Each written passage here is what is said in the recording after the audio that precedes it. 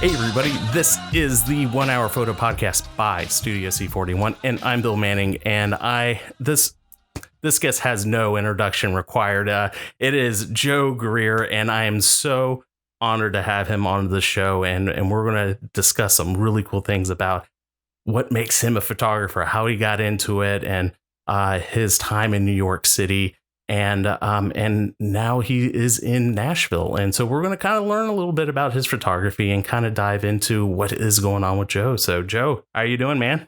Doing well, man. Thanks for having me. It's an honor to be here and just talk about photography. So I, that's what I love doing anyway. So this is a win-win. But yeah, thanks again for having me, man. I really appreciate it. Absolutely. The pleasure is all on my side, man. I mean, I just, it's fascinating to have this opportunity to talk to photographers and that I find inspirational, and as well as others do. I mean, you have an amazing following, and I don't want to say that is more so of a like a feather in a cap or anything along those lines, but that truly goes to say that the work that you're doing, it has an impact on people, right? And so I really want to explore that and what makes you a photographer. So let's dive into it, man. Let's get straight into it. How the heck did you get into this photography thing?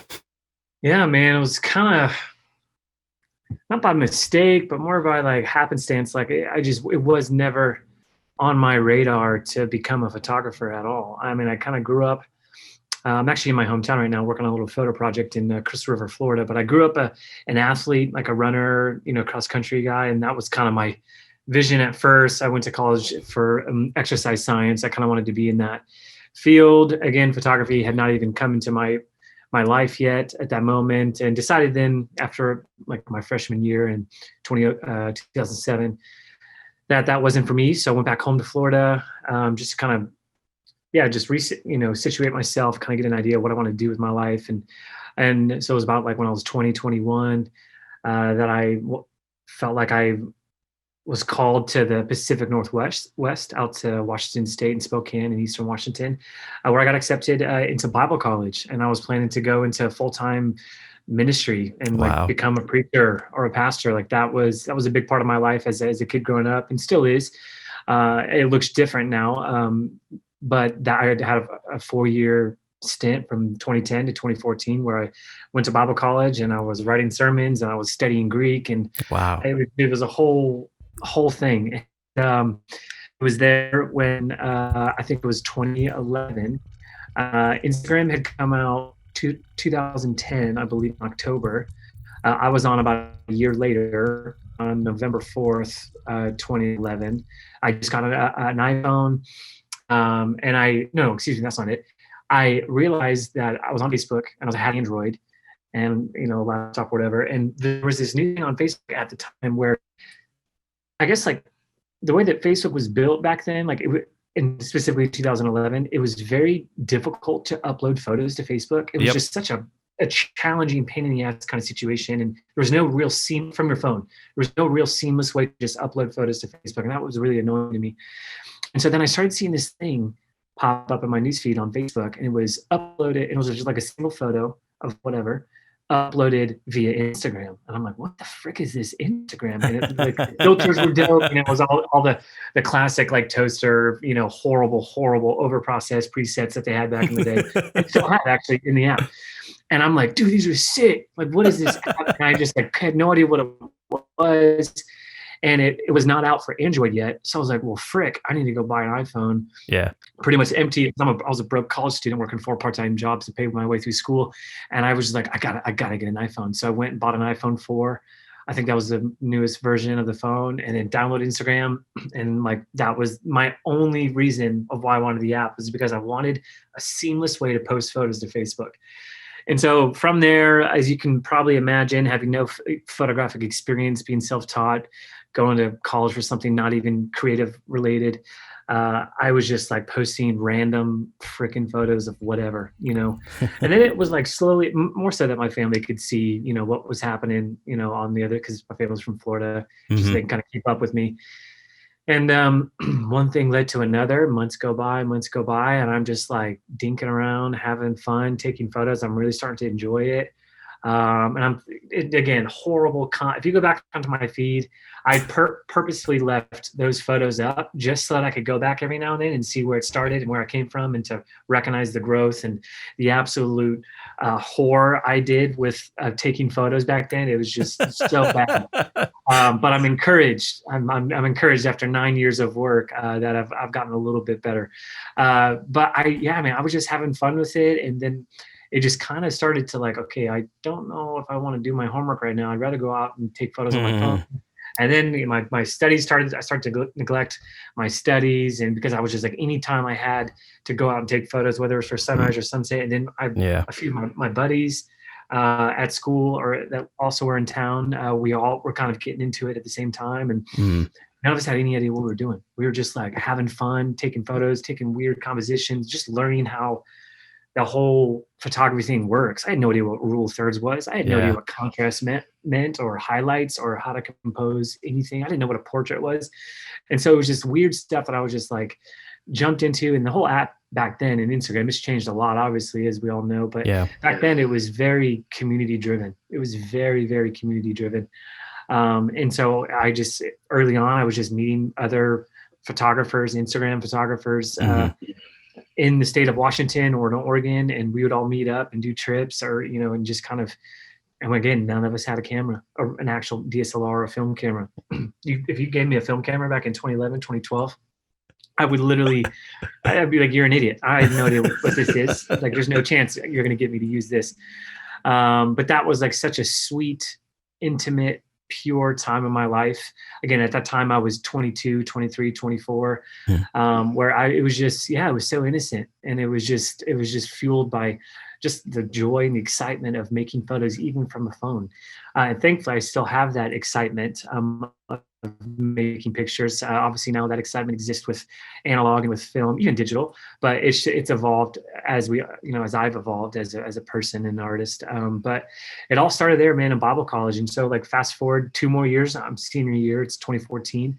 I'm looking to graduate, and I essentially was in a position where I was like, okay, when I graduate here, do I go to seminary and get my master's in divinity and continue my education, or do I go be a photographer or go down that route? Because I was working at Apple at the time, so that was a really fun way to like tell people. Like my Instagram had started to kind of like take off at that point too, so that was a perfect thing for working at Apple. Like, oh, I started taking photos on this phone, and now look where I'm at. And I just, I was a great salesman for the iPhones back in 2014 in Spokane, Washington. And that's kind of, I had a really tough few months just trying to figure out what was next, and at that time I just felt like I had a lot of peace and a lot of clarity, especially from some mentors in my life at the time that just kind of saw the passion and the possible potential for me to just pursue this new avenue. And I graduated in 2014, and I'm working at Apple that summer. And then I interviewed for a job at Visco, visual supply company, that editing app. I'm sure you might be familiar with. I had a buddy who was working there, and he said, "Hey, we're hiring." So I applied and had no reason to get that job. I have a Bible degree, and I've been taking photos on a phone for a few years. Like, I had nothing in terms of just experience to my name whatsoever. And the only thing I thought I had was a decent sized Instagram following, which I applaud Visco for this, and I love them for this, but they didn't give a rip about that at all. Right. And so I was like, well, flip, there goes my only shot. But by the grace of God, I was able to get that job, and moved out to Colorado Springs, August 2014, where I was there as a curator for about, just under 11 months, just under a year. And that 11-month period, I tell people, was the most transformative. Again, when I got there, no DSLR, no film, still iPhone only kind of guy. That 10 months there at Visco, and just learning from my peers and my bosses and managers above me, and they had incredible like artistic experience and photographic experience. That was the most transformative 10 months in my life. Wow. Over any other college. What I learned in 4 years at the Bible college, I learned in 10 months. Obviously, I did learn stuff there. Yeah. Mom, I promise. But I paid for it, so I guess I don't really need to say that. But no, that 10 months at Visco, they absolutely obliterated my understanding of photography I had a very narrow-minded, very thin view of what photography was, i.e., landscape, epic, 2013 PNW vibes. Hmm. Tiny person standing on a rock around a foggy lake. No real depth, no real movement, no real emotion, no real sense of anything happening really. And that was fine because that was a very innocent, um, productive time of my life as to how to learn and grow. But Visco came in and were just like, they're giving me Alex Webb homework week one, study his Wow. work. I'm like, Alex Webb. And I'm looking at his compositions and they're all over the place. They're complex.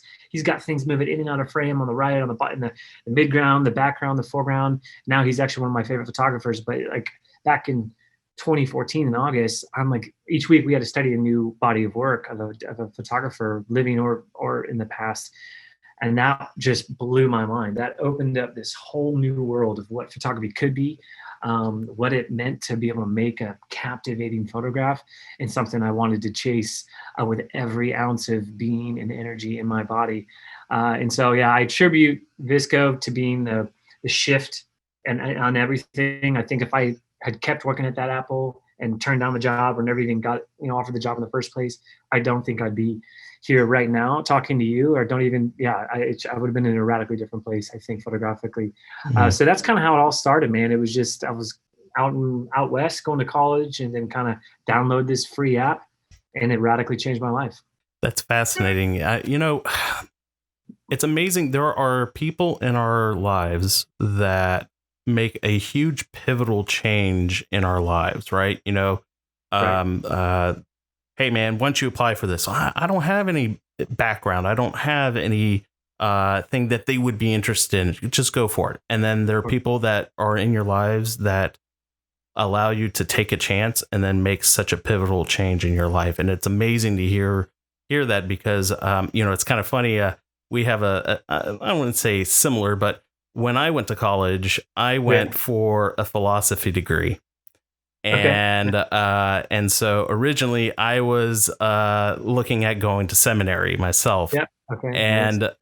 and then I met my wife, and I'm Catholic, so Mhm. that certainly changed, and so Yeah. it was kind of a shift, and I went more into like an IT field, and so Okay. so it very very cool to hear about how we kind of all changed. And but I think it's still, those years are still kind of lay down the foundation as far as who we are, right? Um, Right.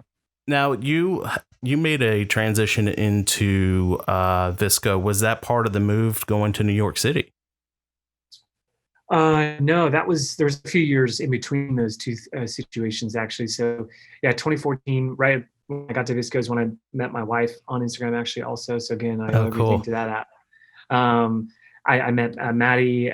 We got married a year later. So pretty much my entire 10-month stint at Visco was about when I met Maddie and got married. So right Yeah. after um, I left Visco. I got a job offer as a creative director at a church out in Portland, Oregon, with some friends. I Wow. was familiar with the pastors there, and so that was kind of a cool way to integrate my degree in ministry as well as my love for all things creative, all things photography. And they wanted me to come in and kind of, as well as social media directing. They kind of wanted me to run and take that role there. And I thought that was a really cool thing to Oh, do. cool. And I really enjoyed Portland, Oregon. I'd visited a few times prior, and I really loved that city. So, and that's kind of when Maddie and I started our marriage. So I accepted that job.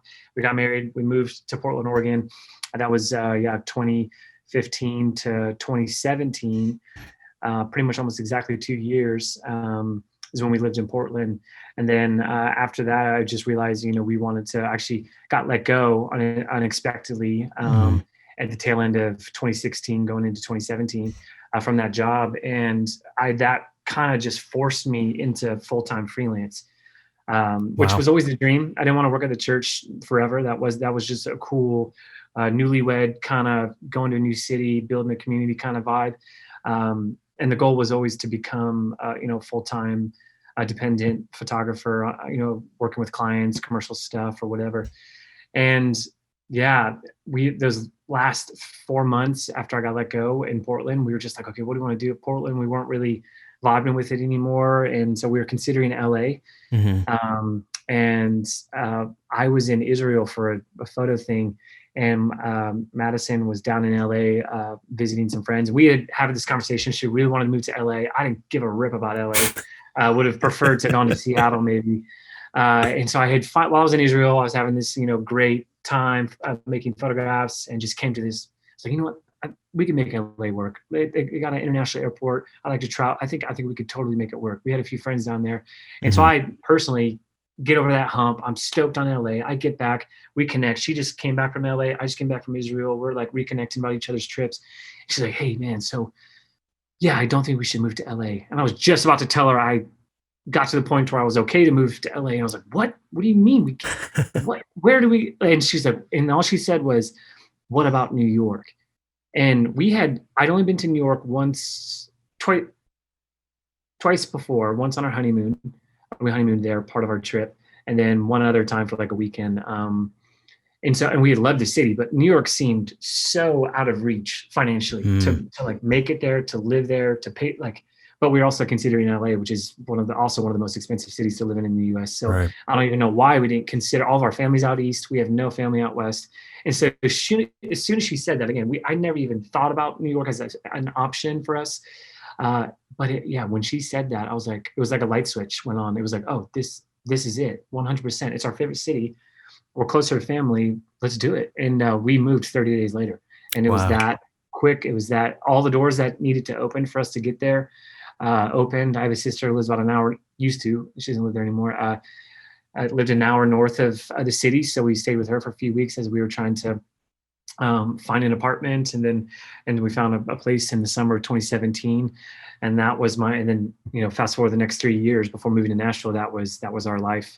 So there Wow. was a gap of 2 years in Portland before New York, and Hmm. after Visco that we did in Portland. Very cool. So, I guess I'm making an assumption here, but when you were living out west, there was a lot of landscape that was involved. I mean, the Yeah. landscape out there is just amazing. Oh yeah, it's remarkable. And so the shift that you have photographically from all this wide, vast open space to a bustling city, the iconic bustling city Yeah. of the U.S.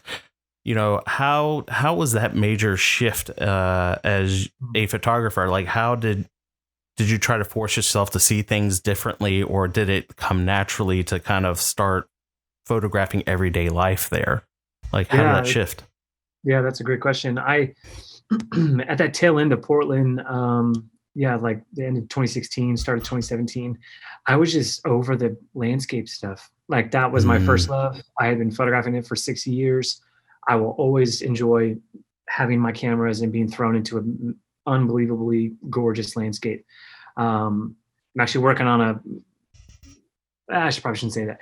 yeah, I'll Maybe that's get for that. later, for another Yeah, time. yeah. I can't give out too much right now. But landscapes, always love it. We'll always enjoy making photographs there. But at that time in my life, I was like, this can't just be it. There has to be more photography thing than just landscape. I don't, I'm not fucking Ansel Adams. I'm not going to be doing like this. Is just, no one can be that great. So I was just like, you know what? Had my time here, learned a lot, living on the PNW, gorgeous place. We will visit it often in the future, I believe. But at that time, I was starting to fall in love with street photography. I did a few trips I had done internationally, Thailand, Myanmar, Kenya, in London, as well as uh, I'm having a blank, as well as Israel. Sorry, that was Mm, the place. That's kind of where it all started for me. I was just like roaming the streets of Jerusalem, hmm. and where I was just like, oh, there's no mountains, there's no landscape here. I got to photograph something, Hmm. and I was just drawn, especially that season of my life. I was going through some stuff. I was just like, emotionally, I individually wear my emotion on my sleeve, my heart on my sleeve. I'm a very open individual. I think that helps with my photography is that I kind of pull Mm, from this well of experience, good, bad, and ugly.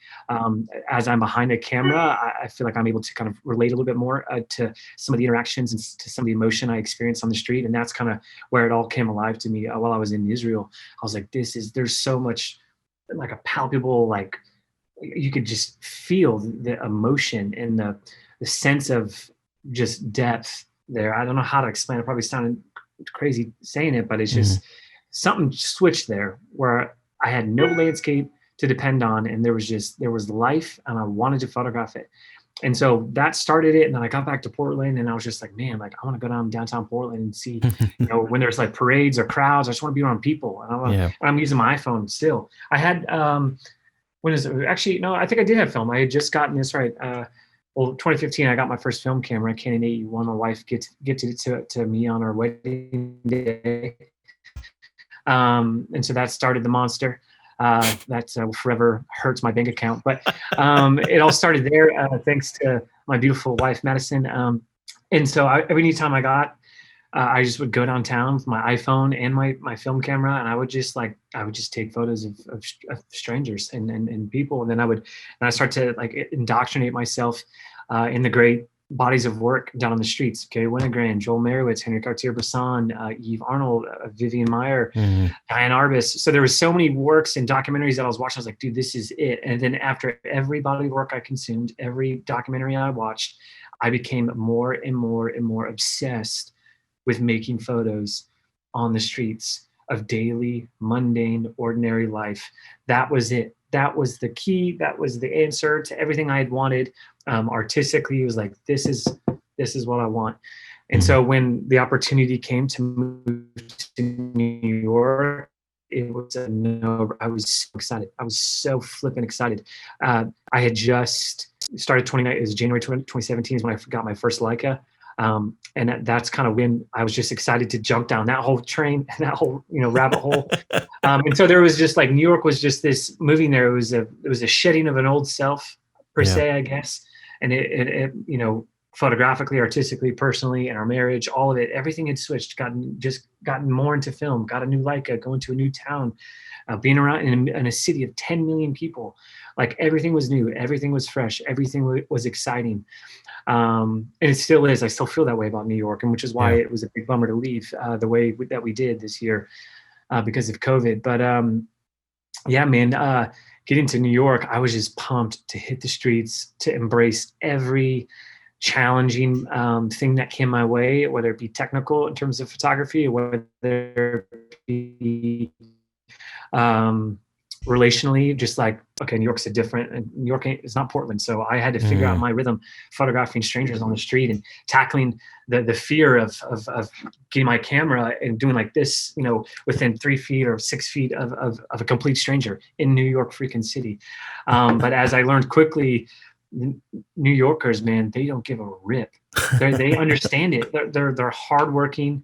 They're innovative. They're busy. They're everybody's got somewhere to go. Everybody in New York is just like, from point A to point B, get out of my way. I got to go where I'm going. And I have found more success photographing in New York than I have more good stories than I do bad stories. That's a question I get often. It's like, like how many times have you had somebody yell at you or try to beat you up? None, like almost zero. I think that goes into a different approach, like in terms of technique and philosophy and how you interact with your subject when you're behind the camera. But it's just the streets. Every time I was out, whether it was just going to dinner with my wife or meeting up with some buddies for a beer or going out to actually shoot or going on a run, like the city was alive. And I drank it all up every month for 3 years. I was out there and I was shooting and I was learning and I was growing and I was making mistakes.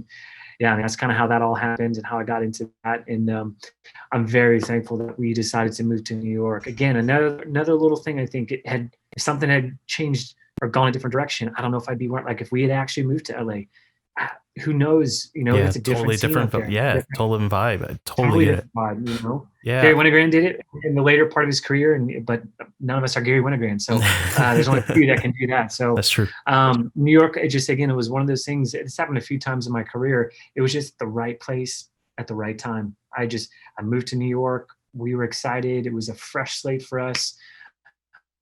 It took some time to come into our rhythm and our stride, but I love New York, man. That's man, I love hearing that because you took a question that I was like totally like ramping up. I was ready to ask it, and you totally no, that's totally fine. Because I was going to ask about the style of your street photography, where I'm not going to get too much into the gear, but you're like on a 35 millimeter, right? That very short focal length where Yeah, where it's really I wide. usually prefer the 28. I have a 28. Yeah. 35. I have a 35 on this one. I just got Yeah. this a few months ago, but 28 is Yeah. You're if I had getting to choose, right in there with them, if right? I had to choose one focal length to use for all of my work for the rest of my life, it would be Yeah. the 28 with hands. I mean, obviously there's a lot I won't be able to get, Yeah. but 28 is the greatest focal length in my opinion. That's cool.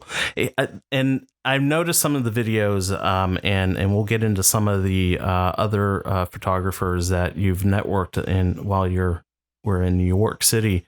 Yeah. Um, but that style, getting in somebody's face and taking a shot, I can imagine the angst that a photographer would Yeah. feel doing that. And I know, like, for example, it's also culturally, right? You know, you're talking about New York City, people are on the move. They're, they don't have time for this. Um, Somewhere like here in Georgia, it's like, hey, what are you doing? Why are you Right. taking a Sure. picture of Yeah. me? Yeah. Go away. Yeah. I'm You in know? the South now too, so I'm Yeah. trying to figure that out in Nashville myself. But yeah, I Yeah. understand that. But I find that absolutely fascinating that I would guess, how long would you say it took you to kind of break out of that and kind of say, you know what, I'm just here to get a shot? And has there ever been a shot where you're just like, you hesitated and that moment went by and you regretted it? Oh yeah. Yeah. I think it. I'm trying to figure out if I can think of like an actual specific timeline of when it kind of it all just it was kind of just parallel with my move to New York. That was just like, Mm, okay, I was there. I'm in the city. I got to do it. I got to face my fears here. And just like watching again some of the greats that have gone before us and all the available videos or documentaries that are online about them, and me watching them work and understanding how, I mean, Gary Winogrand was super weird behind the camera in like the coolest way. mm, He like pretended like he didn't know what his buttons were, and so he's like right there like three yeah. feet 4 feet from his subject. I'm sure you've seen the video where he's just like messing with his glasses and he's looking at, adjusting his aperture ring, and he's just like snapping along the way. And he's it's all set. He knows what his freaking buttons are. Yeah. He's using that as a decoy to kind of diffuse the situation. And that was brilliant. When I saw that, I was like, okay, I have to give that a shot. Totally try to steal that method from him, and kind of brought on some of my own tricks to it. But no, man, for me, it was just like as an athlete, as a competitor, like in photography, there's no real way to compete, nor is it a competitive field, in my opinion. I like to try to be as collaborative as possible, but that Mm, was one thing that, like, a challenge that I gave myself. Like, okay, this is difficult. This gives me anxiety. There's a lot of unknowns when you go up to an individual and you invade their space to make a photograph, whether they know you're there or not. That's just like, that's naturally uncomfortable. yeah. However, it's remarkably exhilarating. The rush you get, and it's not so much about just getting in someone's face and making I'm not a Bruce Gilgit. I don't try to be aggressive Sure. with people. Every street photographer has their own thing, their little niche, and how they move and interact, and the way that they approach Mm, strangers. I definitely try to be as respectful as possible. Um, Essentially, kind of following the thought that if I showed them a print of that photo, that they would be pleased to take that photo home and to hang it up on the walls and show their friends. If I could like live by that, and not to be disrespectful by any means, but like there's life that happens on that street that is just so like it makes me happy to take hmm. photos on the streets, because those moments are never going to reoccur. Yeah. Anybody can go to the same spots that Ansel Adams went with his tripod, large format camera, put his Yep. dang tripod on your. We could get the same comps at the same. Obviously, there's lighting that's different, but it's like with street, it's everything's changing, everything's evolving, Hmm. especially now in COVID. The streets are radically different historically. This will Yeah. be a time blip in human history where, Lord willing, that will never happen again. So the photos that are coming out of New York City right now in COVID is just it's going to be historic. Absolutely.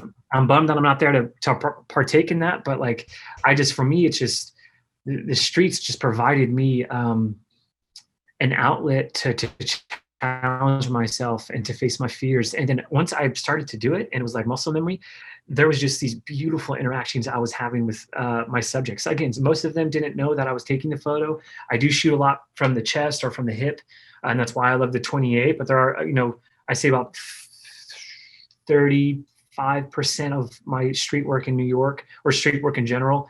I actually come up here and pull focus. The majority of it's here, or maybe I'll do it here because I'm zone focusing. But there's just a rush there, man. Like that, it's hard to put into words. I miss that about living there right now. I don't know. I enjoyed seeing life pass me by and working those compositions, choosing to add or take out certain things by moving my feet or pointing my camera this way, or just seeing things come alive. And that's the thing about the beauty of street photography is that, like, once you get the bug and you get that love of it, everything. And I'm an optimist in life. I'm a glass half full kind of guy. I try to see the good in every situation that I'm given. I had a pretty rough go at life. A lot of shitty things have happened. Sure. So I tend to just try to lead a very positive look into life. And so with that, and my personality was just like a match made in heaven with the streets, because just the littlest texture or detail or movement or emotion or interaction on the street just made me so excited to be able to see it in person and to partake. Again, this is from small town, 1,200 person town, Florida boy, living in one of the most populated cities in the world. It was just, everything was new and fresh and beautiful. And I still have that same perspective of New York City. And man, I could literally talk about that. That was a part 2 question. I can't even remember. That is all good. What was the second part? The second part was there any moments that really stick out in your mind that you let it go and you regret letting it go? I'm trying to think of a specific one. It definitely has happened often. It was kind of one of those things. I think, and that's the other thing. If people are listening and either got my book or seen some of my YouTube videos on the streets, fear does creep in a lot. Sure. And there are times where I don't take the photo just because we've locked eyes. Whoever I'm wanting to photograph, we lock eyes. Down the road, they see me coming. They know what's happening. I know what's happening. They know what's happening. And I just like, oh, I can't do it. And I just walk by and, and that's part of the game. And you have to leave some of those, man. That way, next time it happens, I'm going to go for it. So I'm not, I don't have 100% rate. I have buddies out there on the streets that are way more fearless than I am. And they go after it, and that inspires me. And that's the great thing about New York City. I was never going to be the best at what I did there in the city. There was always somebody outworking me, out hustling me, everything. And that, for me as a competitor, that was infectious. That was encouraging, knowing like, okay, I got to hustle. I got to work. I got to work on this. I got to face those fears. It was more just about the joy of it. I enjoy taking photos, advancing that film lever, putting in like the tactile kind of rhythmic. I'm a very rhythmic individual. I like my routines. I'm a morning person, and that's how I work. And that's the same way on the streets. It was very routine. I go out for 7 hours, walk 11 miles, bring 5 rolls of film. Sometimes I'd shoot 2 rolls. Sometimes I'd shoot all 5. Sometimes I'd have to go to a film store and buy some more because the streets were just dancing. The streets were alive, and that was the beauty of it. And I'll always enjoy making photographs on the street wherever I go travel. But man, there's not a specific one in New York. There is one here in Nashville that happened this summer. That was probably one of the most beautiful moments I've ever encountered, and was surreal and out of place scenes. And I was not able to make a photograph. I'll tell you about it. I was on a run in one of my parks. I've been getting into running this year, back into running, and I'm running around one of this, it's called Radnor Lake, beautiful, gorgeous view. I don't run with a camera. Sometimes I run with my phone. Sometimes I don't. This was one of those days where I chose not to run with my phone in case I saw something, I could snap a few photos. For whatever reason, chose to leave my phone behind.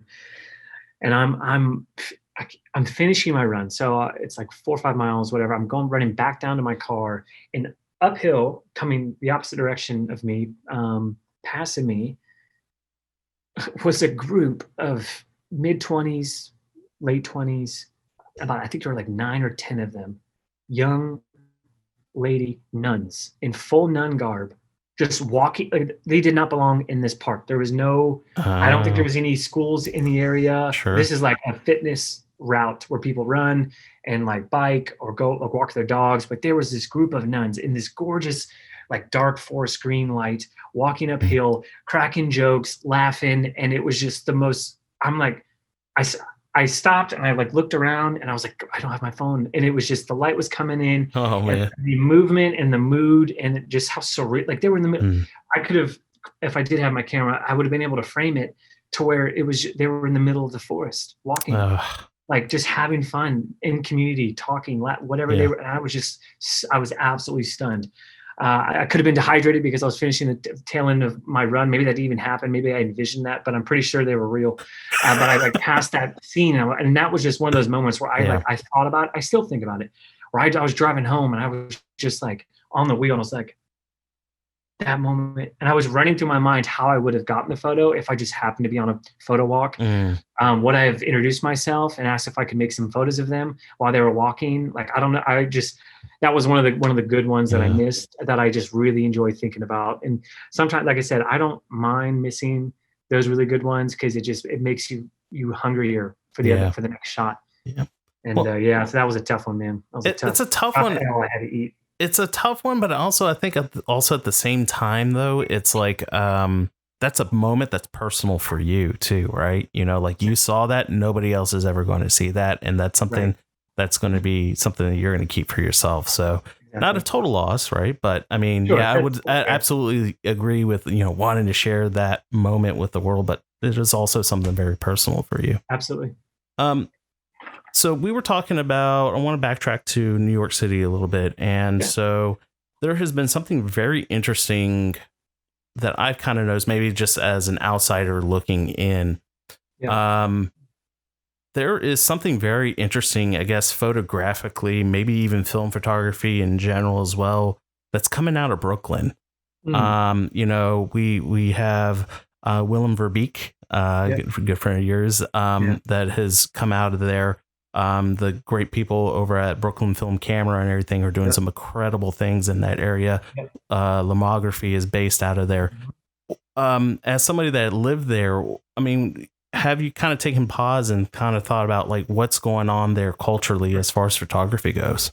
Yeah, I think it's just because it's New York. New York's the cultural hub, the creative hub, the professional hub, the every like if you're at the top tier of your field, Mm, no matter the field, you've got some connection to New York.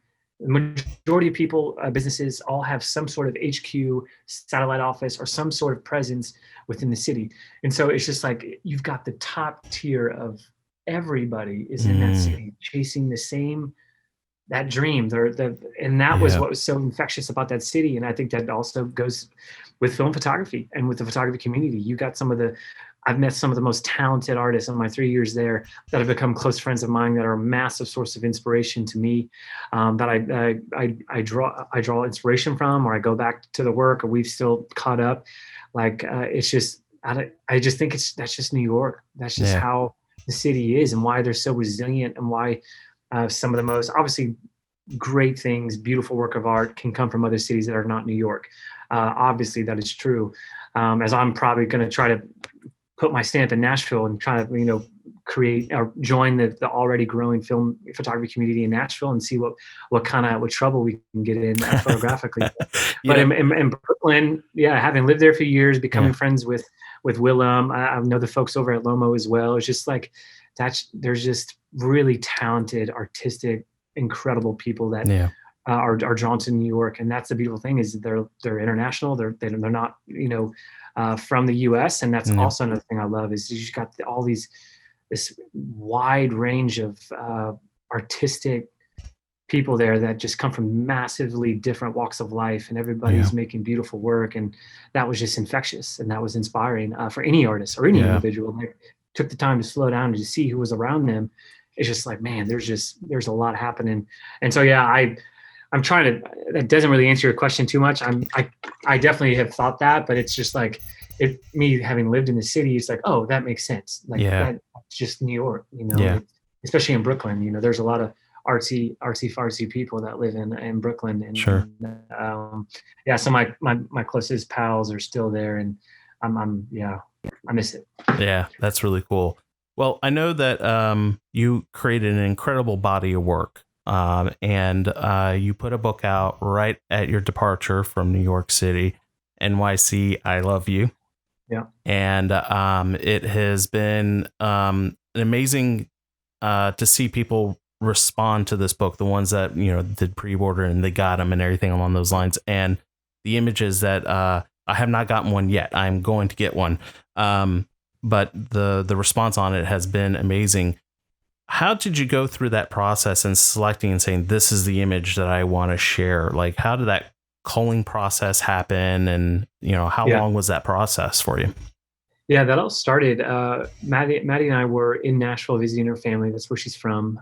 Mid-March, just like we normally do. We usually go a few times a year. Mm-hmm. So we took like 5 days to go visit family, and then COVID broke out. NBA got canceled. Everybody else followed suit, and everything was getting shut down. And then New York was starting to become the epicenter of cases or of the world. And so it was, that was like March 15th. And then we had a flight back March 23rd to New York.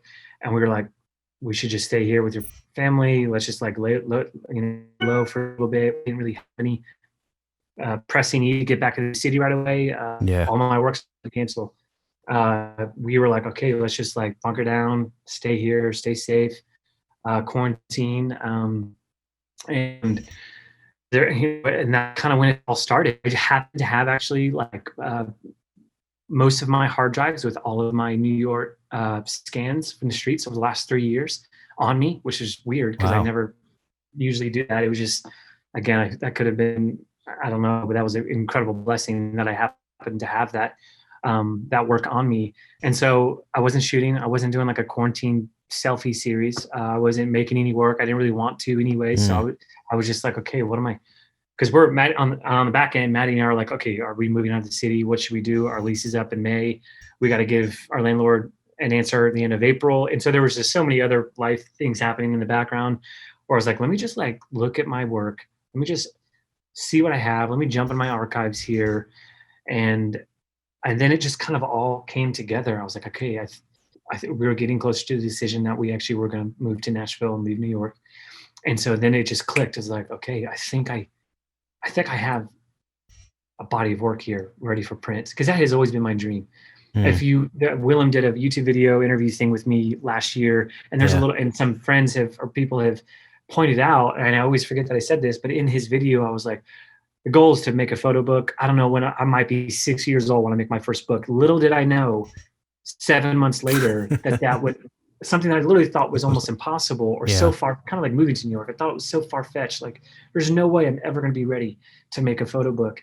But little did I know that time was coming real close. And so because I had 100% of my absolute like zoomed in, locked in, dedicated focus energy into looking at this work. I didn't have to deliver an edit for a client. I wasn't working on a job. I wasn't out shooting streets. I had no other photographic responsibilities or distractions. I just had me and my work for 3 years, locked up in my in-laws' house, drinking mimosas in the morning and just trying to, drink the days by and trying to figure out what to do.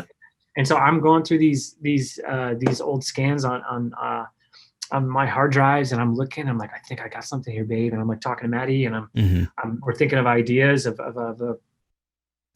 where to print, who to go with, self-publish. When do I pre-order? Working with my friend who's a designer on the book, working on font size, and then it just kind of. And then once I decided, like, I think I've got something here, the ball just started rolling. I'd spend hours a day, and then I went and I curated probably. Oh man, how many photos? And again, the book was all film. It was probably around over those 3 years, I would say, I'm trying to think of a number of photos I took, anywhere from like 6 to 10,000 photos. Wow. And so it was just like working through, there was a lot of bad ones. So that was easy to get through. Sure. Cut out a few grand. And then, so like I'm getting down to 3,000, and then I get it down to 1,500, and then I get it under 1,000, and then I get it down to 600.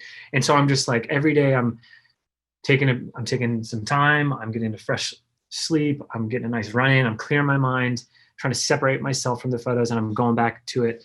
And I'm having my family and some close peers look at the work as well to help me to cull that down.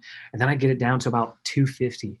And then once I got it to 250, I went and made some little 4x4 prints, CVS, print them all out, and then commandeered one of my in-laws' rooms and just like laid them, moved all the furniture aside and just laid them all out and Wow. just try to figure out the flow. I knew that I wanted it to be both black and white and color.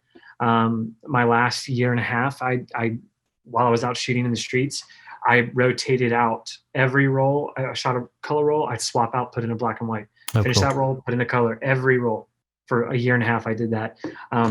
I just wanted to have both. I needed both. I wanted both. I didn't want to do just color, and so that's what I knew. In terms of just a theme, I knew it was going to have both color and black and white film. And then I just realized as I was getting closer to the final call, which I can't remember. I should know this. God, it was my book. I don't know if it was 66 or 68 final photographs. So it's one of those two. But when I got to that, I knew like I was saying goodbye to the city. I was going, personally, it was tough to leave New York for a lot of reasons, but it was just so again, one of those right place, right times like this. I did not have this title, NYC, I Love You, in my head for 2 years. Yeah. It was just, I was adding to the work. I was just trying to let the work age, just let me just keep shooting. Let me just keep shooting, keep doing my thing. I have no idea what's going to come out of this, but I'm just going to keep, trying to convince my wife, babe, just let me spend more money on film. Just give me a few more hours. I promise you one day, I hope it'll pay off.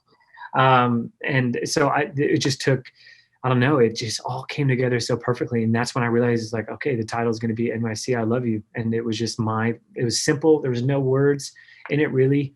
There was no forward, there's no big, multiple paragraph situation in the book. I wanted to keep it very simple. Just like allow the story of my 3-year gap in New York City.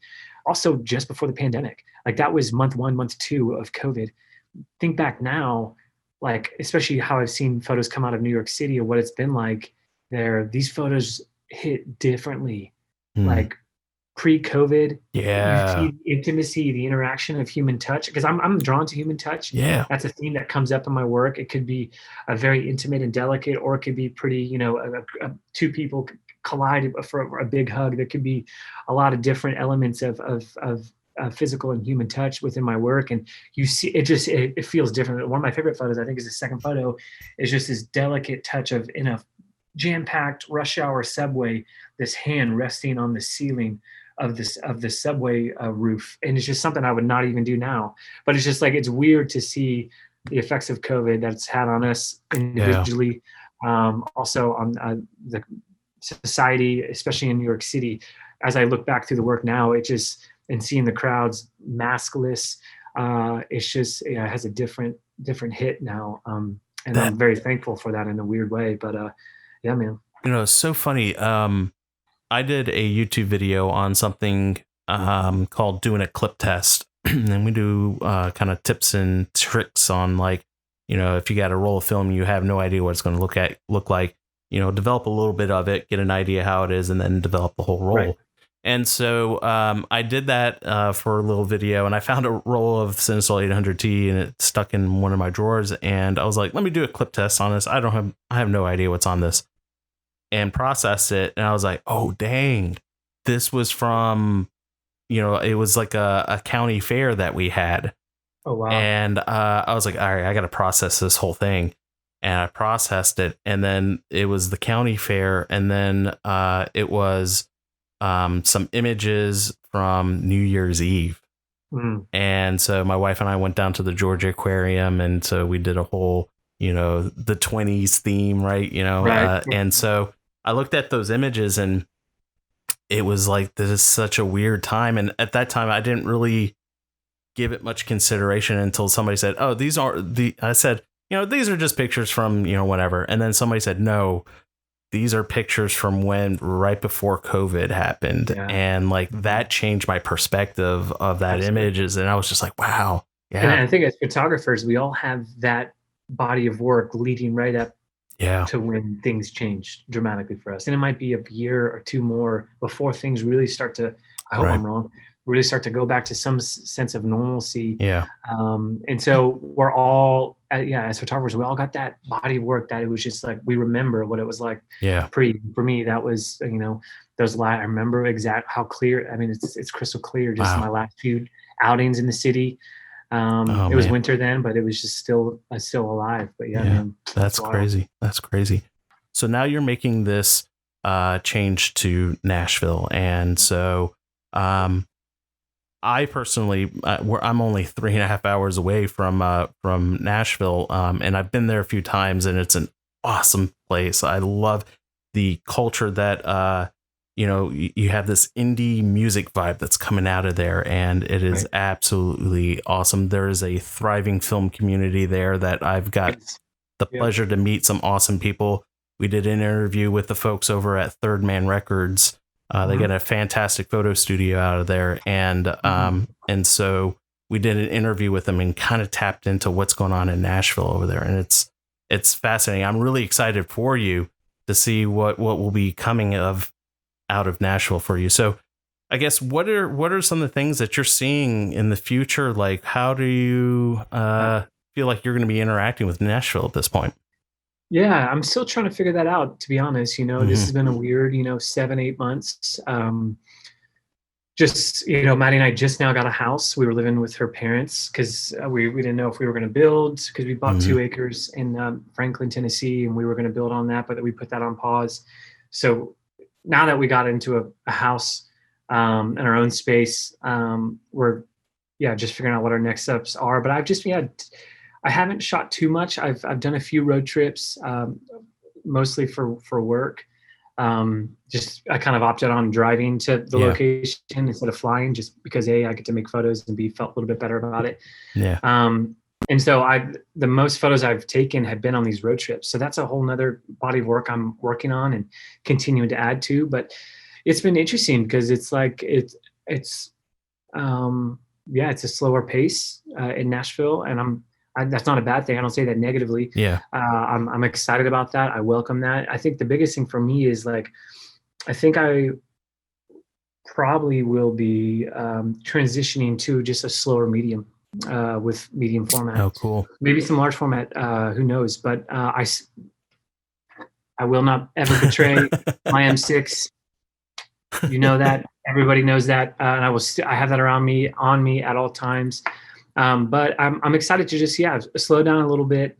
Again, continue to dive into my archives and just to see if there's other bodies of work there for prints, uh, potentially, because it's been 8 years of just nonstop shooting, shooting, shooting. And now that I have time to just like slow down and look at everything, and Hmm. that's been really refreshing for me. But I've got a few ideas on certain things I want to be shooting you know, uh, once I guess the streets are kind of open again, hopefully in 2021. There are a few intersections in Nashville uh, where life kind of is bumping.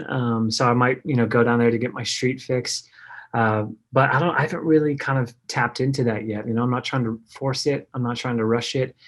I think dealing with the whole book thing this summer and shipping and doing that all on my own and with the help of my wife, and just kind of that has taken up a lot of time and a lot of energy Hmm. trying to get that. But yeah, man, I'm making really just simple, intimate photographs of just daily life here in Nashville with my wife, and so that work is not as flashy or showy Sure. like the street stuff, or but I think every 2 months, 3 months, I've done a road trip since February. So that's really helped me creatively just to get out, to see different things, to shoot both 35 and 120. And I think there might be a possibility for a body of work there, or something about around the idea of being on the road. And Fantastic. so yeah, man, I'm taking one day at a time. Just as long as like I always usually say, as long as I got a film camera in my hand, I'm happy and content. So just trying to find, yeah, my new rhythm here in a new city. It's kind of hard to meet people in the middle of a global pandemic. Yeah. So that will just take longer of just finding my crew, I guess. And so that's been the most bummer thing about it, is just, I'm not able to socialize as Yeah. uh, much as I would like to. So that's allowed me to focus on other things like my running or my health, and then just that's which also has, helped me out a lot creatively. So yeah, it's not I guess a sexy answer. I'm just Sure. Yeah. going with emotions, man. I think in New York, I just had a really um, just clear vision of what I was doing. And the streets provided me, that was my opportunity. And so here, knowing that I can't do that or just looks radically different, Hmm. I'm just trying to learn the city, trying to figure out what Nashville's all about. Where I mean, my wife is from here, so she knows the city well. But I'm just learning. I'm a sponge right now. I'm soaking in everything. I'm trying to figure out geographically where the flip I am and learning new highways and all that stuff. So I got to focus on where I'm driving first before I can understand where I'm going to go take a photo. But no, jokes aside, yeah, man, I'm just enjoying this, trying to enjoy this year and not take things for granted and just kind of live at a slower pace, which has been surprisingly really beautiful. But yeah, man, that's where I'm at. Very cool, man. Very cool. Well, um, we're getting close to time here, and I asked the signature question for all of our guests, and that question is, what question did I not ask that you would have liked me to have asked? And I gave you a heads up on it ahead of time. Did you have an opportunity to think about that? I did, yeah. I could go, the pretty basic route, like what's my favorite film stock or what's my preferred focal length or my favorite camera. But I feel Yeah. like everybody knows that Mm. from all, like whether I tell you guys what I use or what hashtag I use. So I won't choose one of those. But I feel like a question I would have loved to tackled if you would have asked was, has running helped me creatively or Ooh. artistically in my process? And the answer is 1000%. I don't know if I'm supposed to answer that question. Yes. Am I supposed to answer the question or just Both. propose to you what the question was that you didn't ask? Both. No, let's I want to unpack that a little bit. Let's I know we got a little bit of time, so let's Sure, hear yeah. about that. Like, I'm really interested in that. Yeah, that's I being kind of quarantined, I was just kind of bored. I wasn't taking photos. I was working on the book. I needed an outlet. I needed to stop looking at the New York City I love you stuff. And so Mm, being a former high school athlete and even running a little bit in college, I hadn't done it competitively or really with any time, energy, or effort at all for about 6, 7 years. And so now I have all this time.